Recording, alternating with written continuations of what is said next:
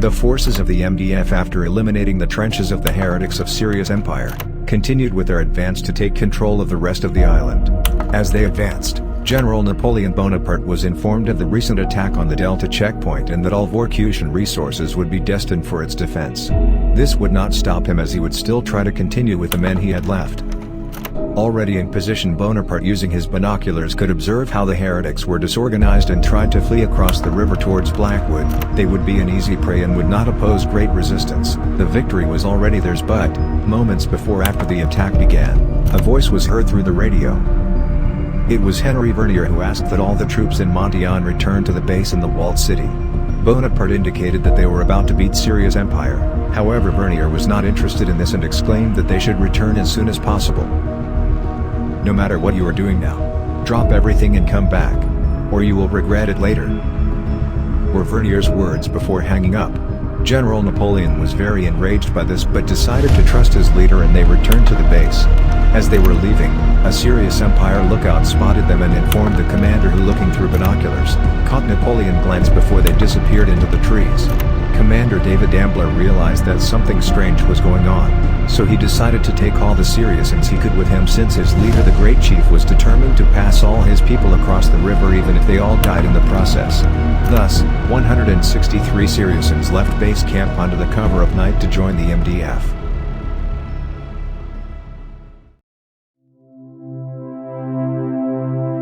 Ambler and his people undertook a journey in search of the MDF to be able to join them. During their journey, they passed through the trenches where their compatriots died. There were bodies everywhere. Many of the people in the group vomited and many others cried. After the trenches, they found the command post of the MDF that they used to attack the trenches. After scavenging everything and finding some weapons and ammo, Ambler found a radio still in operation. He decided to take it to be able to listen to the broadcasts of the MDF and thus know what was happening. After turning it on, he could hear nothing but a message that was on a loop. "This is the MDF to all the citizens of Montian. Head to the walled city by passing the Victoria Bridge as soon as possible for your own safety." The walled city was a place that was only rumored in the base camp.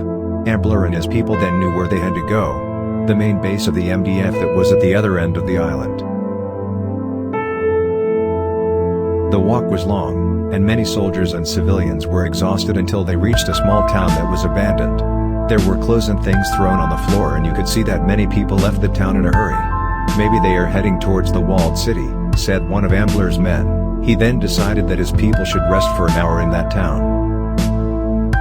The time to leave was approaching when a scream was heard in one of the houses. When a soldier entered, the scream stopped but was followed by several shots. Moments later, the young soldier came out covered in blood and exclaimed, "Puppets," before taking his sidearm and ending his life.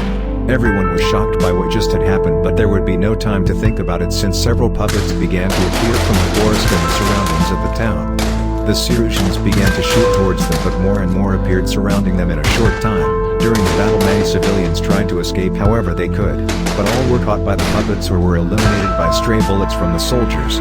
Little by little, their numbers dropped until one of the soldiers with an RPG cleaned a small path so that they could escape. Ambler, without wasting time, led the people who were left away from the puppets. They all ran as fast as they could to leave them behind, but some were caught and eaten by those monsters. After what it seemed like an eternity, there was no trace of the puppets behind them. After stopping at a farm, Ambler found out that they lost just over 50 people in the attack. There was no time to lose. They all had to reach the walled city.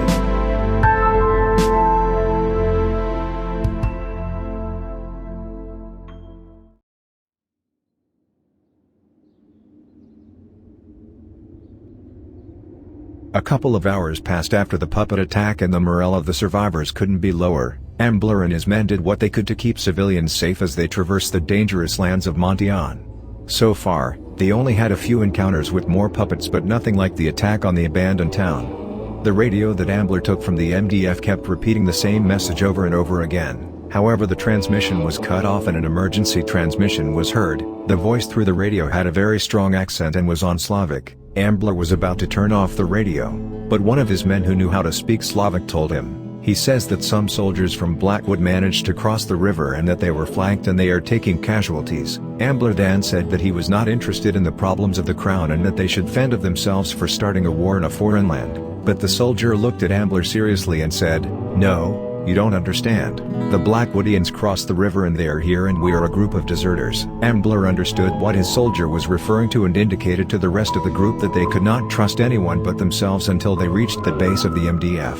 The march continued and, in the distance, it could be heard a battle taking place. Shots and explosions occurred every second, that would attract the puppets. Thought the commander as they continued walking, "Will it be far enough?" He thought, worrying about enemy soldiers who might run into. After another hour the group got used to the background noise. In the distance there was another town a little bigger than the previous one. It was a good place to rest for a few moments and resupply. The town was already a few meters away when one of the soldiers noticed the silence that embraced the place. When did the battle end? They all wondered as they were entering the town. Ambler turned around to tell the group that they would rest for a moment and that his men would look for supplies when a missile from a rocket launcher hit the group of civilians who were in the far back. Then a hail of bullets began to rain on the group of Syrians who desperately looked for cover behind abandoned vehicles, within their surroundings and concrete columns. Ambler and his men began to return fire blindly. However, as the dust settled, a group of Vorkutan soldiers who were entrenched in the area was seen. They were waiting for the Blackwoodians to ambush them. Unfortunately, thinking that the Syrians were them, they attacked Ambler's group. The sound of battle drew the attention of a group of Blackwoodian soldiers who made their way into town and began to attack the Vorkutans from the other side. The Vorkutans began to fall one by one. The remaining Vorkutans put all their attention on the Blackwoodians who were attacking with everything they had and were getting closer and closer as time passed. This gave the opportunity to the Syrians to escape and continue their way. While running, a soldier looked back and saw the brave Vorkutans fight until their last breath. The Vorkutans, who were already badly injured and totally surrounded, ceased fire and waited for the Blackwoodians to get as close as possible since they had the entire block rigged with explosives. When they were close enough they ambushed them once again, trying to eliminate the largest possible amount before blowing everything up. When the last Vorkutan was left alone, he got up with the last of his strength and shouted, "For rest now in the motherland," sacrificing himself and taking the entire group of Blackwoodians with him.